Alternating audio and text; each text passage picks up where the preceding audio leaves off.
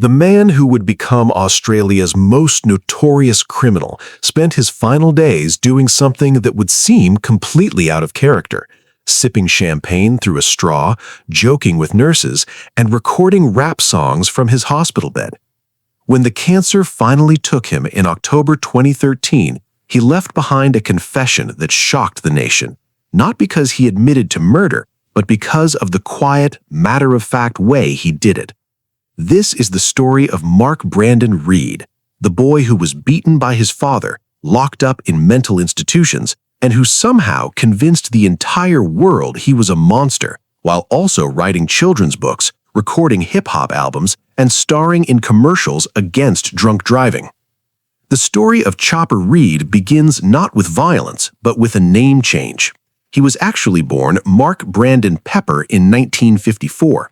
The son of a strict Seventh-day Adventist mother and a World War II veteran father who believed in discipline delivered through belt buckles. Young Mark was bullied relentlessly at school, losing hundreds of fights by his own count. By age 14, the state had taken custody of him, shuttling him through mental institutions where he later claimed doctors subjected him to electroshock therapy. His father, Keith, had been fostered by the Pepper family as a child, so Reed was actually the original family name that Mark later reclaimed. And Chopper? That came from a cartoon, a bulldog who protected a little duck in the Yankee Doodle series. The irony of a man who would become famous for cutting off toes and ears being named after a friendly cartoon dog was not lost on him. Here is where the story gets complicated, because separating the real Chopper from the legend Chopper is like trying to untangle a knot that someone has deliberately tightened. Reed spent 23 of his 58 years in prison, but between those walls, he discovered something more valuable than any stolen money. He discovered that words could set him free. While locked up in Pentridge Prison's infamous H Division, a maximum security hellhole where inmates broke rocks into marbles and watched their backs constantly, Reed began writing letters. Hundreds of them. He sent these letters to journalists John Sylvester and Andrew Rule, filling them with tales of underworld adventures, of torture sessions with blowtorches, of toes removed by bolt cutters, of bodies fed into cement mixers. The journalists compiled these letters into a book called Chopper from the Inside, and suddenly, a 2-bit standover man became a literary sensation. But here is the truth that emerged only after his death. Most of it was fiction. Reed himself admitted he lived by the motto, "Never let the truth get in the way of a good yarn." He stole stories from real criminals he met in prison and inserted himself as the hero.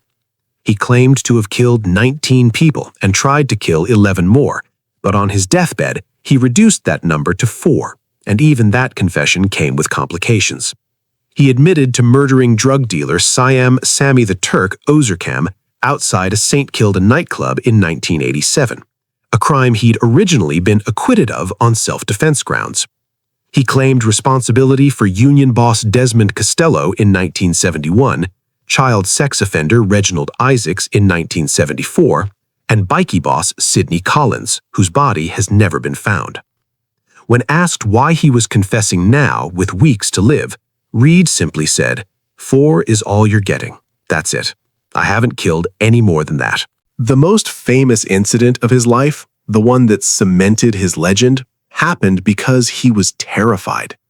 In the late 1970s, after serving time for attempting to kidnap a judge with an unloaded shotgun, a harebrained scheme to free his best friend Jimmy Lofton from prison, Reed found himself back in H Division, surrounded by enemies.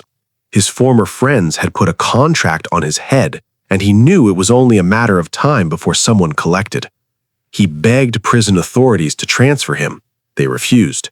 So Reed convinced a fellow inmate named Keith Taylor to cut off his ears with a razor blade. The plan worked perfectly. He was rushed to the hospital, transferred out of H Division, and emerged earless but alive. Later, he would tell people he did it to win a bet, or because he wanted to look tougher. The truth was simpler. He was scared, and it was the only way out. The ear-cutting incident made him famous, but it was another story that revealed the strange charisma that would later make him a celebrity. During one particularly dangerous period, when multiple enemies wanted him dead, Reed walked into an Italian restaurant where his rivals were dining. He sat down, ordered spaghetti marinara, placed his gun on the table, and promptly fell asleep face down in his pasta. When he woke up, his enemies hadn't killed him. Instead, they'd escorted him to the bathroom, cleaned him up, and handed him back his gun. As Reed later explained, "I should have been dead a dozen times. I wouldn't say my survival was a result of my genius, but more as a result of their stupidity." After his final release from prison in 1998, Reed underwent a transformation that confused everyone who thought they understood him. He became a best-selling author, churning out books that blended his real experiences with wild fabrications. He recorded a rap album called Interview with a Madman in 2006. He appeared on stage with former detective Roger the Dodger Rogerson in comedy shows.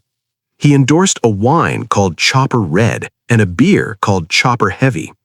Most surprisingly, he starred in public service announcements, one warning against drunk driving, another speaking out against domestic violence. In the drunk driving ad, he looked directly at the camera and said, "I know most of you out there may hate my guts. I'm not a very popular person. But you drink and you drive, you're a murdering maggot just the same as I am." He even wrote a children's book called Hooky the Cripple, which sparked attempts at banning, but also showed a side of Chopper that his public rarely saw.